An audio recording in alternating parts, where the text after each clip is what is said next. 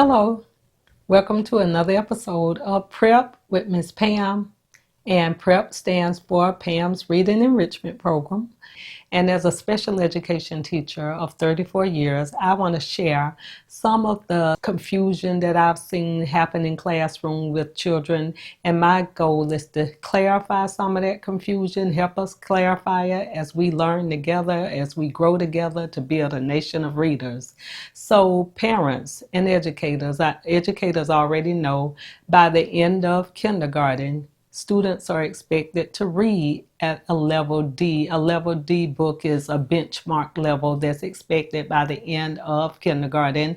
And I've written a passage from a level D passage on my board, and it's courtesy of K5 Learning, just so that parents have an idea, new teachers, of what a level D passage looks like. So this one is called Jack's Birdhouse. Jack wants to build a birdhouse. He gets some nails and paint. His mom helps too. She gets a saw and a hammer. Jack draws the birdhouse, and I didn't write the whole story. My point is for educators to see the level of words that kindergartners are expected to be able to read. So that's why it is so imperative that we start introducing those skills and sounds of letters in addition to teaching basic letter sounds.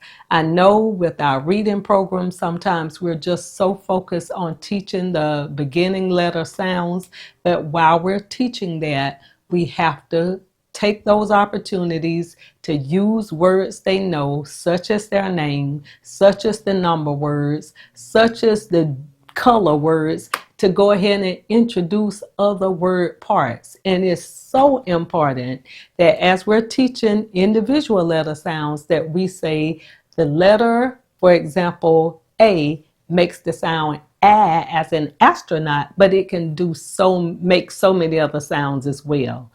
That's one of the key phrases we have to say to children as we're teaching those letters. So let's look at this passage very quickly.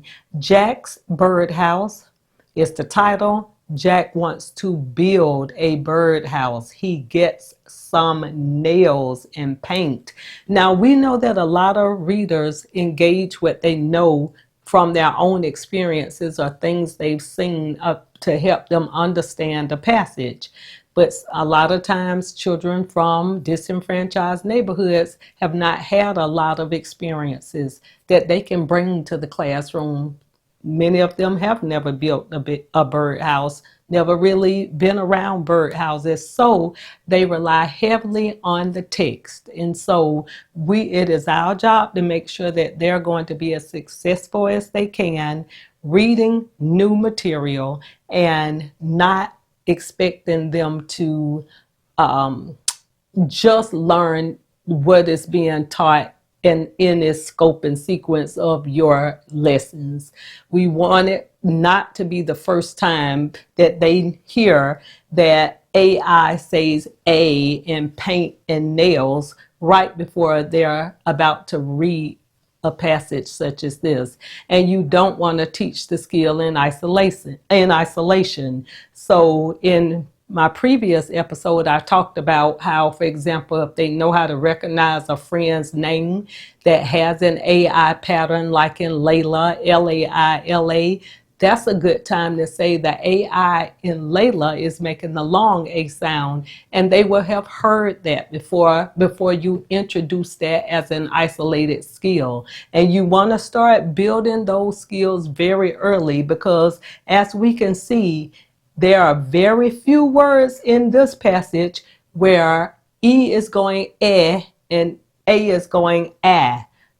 Those vowels are doing a lot of different things. I don't even see Jack's name has the ah sound, but we don't see a whole lot of other words where the A is going ah. So it's important to teach us read words or sight words. Sight words are taught.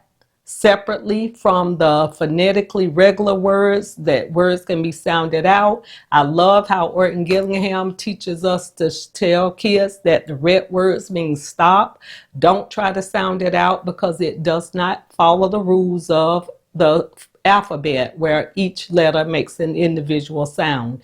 So this level is where students are expected to be able to read by the end of kindergarten. So keep that in mind. They are expected to read words that have long vowel sounds, or controlled vowel sounds, compound words, multi-syllable words such as hammer, AW, which is a vowel diphthong that makes awe in draw. They're supposed to know their blends and their consonant blends, and that's why it's so important that we start getting them accustomed to hearing those terms. What are vowel teams and which word has vowel teams, and relating it to words they already know. So we are getting ready to build a nation of readers. Thank you for joining me on this episode, and I'll see you next time. I hope you will join me.